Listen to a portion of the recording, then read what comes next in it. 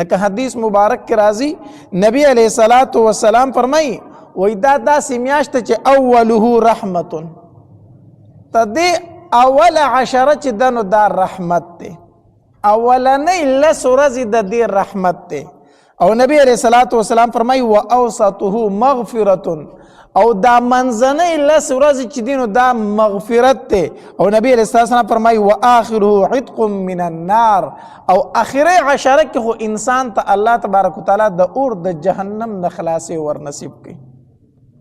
علما لیکي وی خلک هم په درې قسمه دي بعضې نیکان خلک دی چې د هغې ګناهونه نشته دي خو د هغې دپاره چې د رمضان المبارک میاشت څنګه شروع شوه نو په هغه باندې د الله رحمتونه شروع شو د هغه ګناهونه مخکې داسې کوي لږ ډېر دي خو شته هم نه نو د هغه دپاره رمضان المبارک د ابتدا نه رحمت او رحمت دی دویم قسم خلک داسې دی چې د هغه څه ناسه ګناهونه شته دی نو چې هغه د اولنۍ لس روجې ونیسي د دې په برکت سره ورته الله دغه ګناهونه معاف کړو نو په دې منځنو لسو کې الله هغه ته مغفرت نصیب کو او دریم قسم خلک داسې دی چې هغه د سر نه واله تر خپو پورې په ګناه کې ډوب دي ټول کال په ګناه کې تیر شوی دی نیکۍ کمې او ګناهونه زیات دي آیا دغه انسان په دې میاشت کې محرومه دی نه دغه انسان هم په دې میاشت کې محرومه نه دی دغه انسان په کوم محرومه نه پاتې کېږي چې کوم ټول کال ګناهونه کړي هغه ته په کوم الله مغفرت نصیب کوي او د اور د جهنم نه ورته خلاصې ور نصیب کوي دې وجې نه نبی علیہ الصلوۃ والسلام فرمایي د دې میاشت اولنۍ عشره چې دا رحمت دی منځنۍ عشره چې دا مغفرت دی آخرۍ عشره کې په نتیجه مرتب شي الله تبارک وتعالی انسان ته د اور د جهنم نه خلاصې ورکړي او نبی علیہ الصلوۃ والسلام فرمایي وای په دې میاشت کې څلور کارونه ډېر زیات کوئ دو کارونه خو داسې دي چې په هغې سره الله تبارک وتعالی راضي کېږي او دو کارونه داسې دي چې هغې ته ستاسو حاجت دی ضرورت خو دی ورته د هغې نه خلاصون نشته دی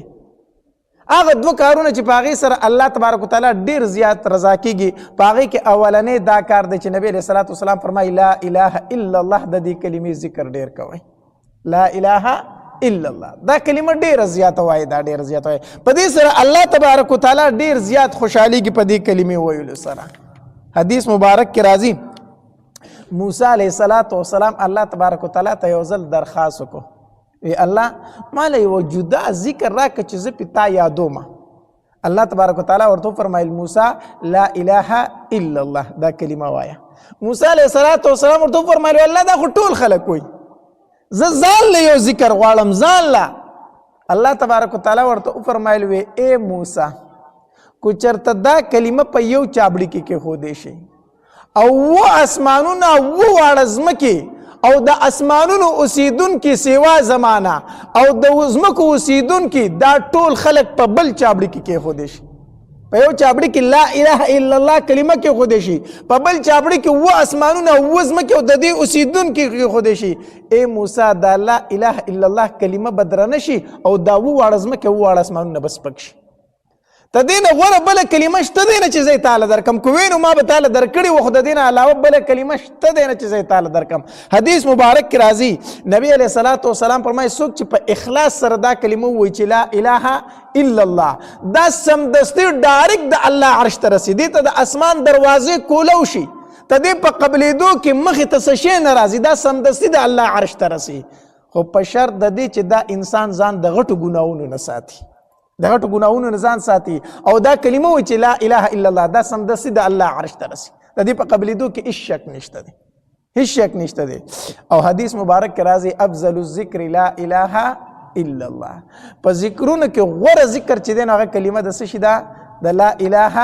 الا الله ده نو نبی علیہ الصلوۃ والسلام فرمایي وایي هغه کارونه چې په هغې باندې الله ډېر زیات خوشحالېږي په هغې کې یو کلمه د لا اله الا الله ده د رمضان المبارک په میاشت کې دا زیاته وایي دویم نبی علیہ الصلوۃ والسلام فرمایي استغفار ډېر وایي استغفر الله داسې وایه یا استغفر الله ربي من كل ذنب واتوب الیه الله تا ته د خپلو ټولو ګناهونو نه توبه وباسمه د خپل ټولو ګناهونو نه توبه وباسم. حدیث مبارک کې راځي وایي هر انسان خطاکار دی، ګناهګار دی، خطادار انسان نه کیږي. خو نبی علیه الصلاۃ والسلام فرمایي غوره خطاکار غوره ګناهګار هغه دی چې ګناه تې وشي او د الله نه بخښنه غواړي، توبه وباسي. توبه نو استغفار ډیر وایه. حدیث مبارک کې راځي نبی علیه الصلاۃ والسلام فرمایي وی کم انسان چې استغفار ډیر ویلو الله تبارک وتعالی بدل په هر تنگسیا کې لار روباسي،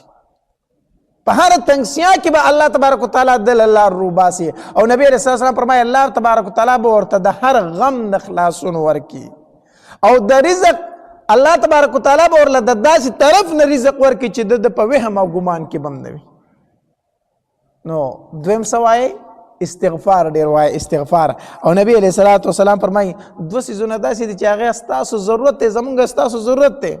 د هغې نه خلاصون نشته دی. کم یو نبی علیہ الصلوۃ والسلام فرمایي د الله تبارک وتعالی نه جنت پروژه کې ډیر غواړئ، د الله نه پکې جنت ډیر غواړئ. او حدیث مبارک کې راځي چې د الله نه غواړئ نو اوچت جنت ته غواړئ، د جنت الفردوس سوال ته نه کوه، الله نه وړوکی سوال مه کوه، د الله په در کې هیڅ کمی نشته دی. الله جنت راکه خو جنت الفردوس راته را نصیب کا.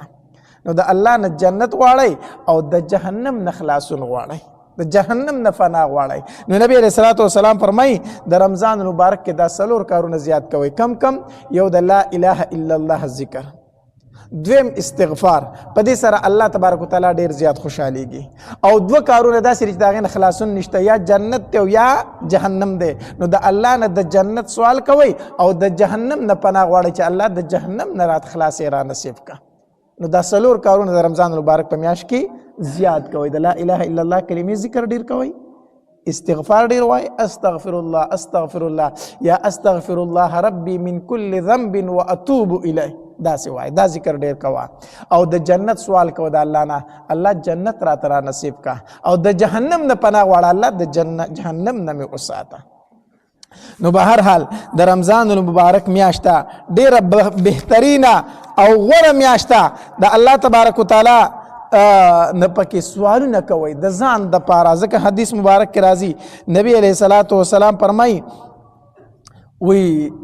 د روزدار د روزه ماتې په وخت کې دعا الله تبارک وتعالی چرې نه رد کوي. د روزدار د روزه ماتې په وخت کې الله تبارک وتعالی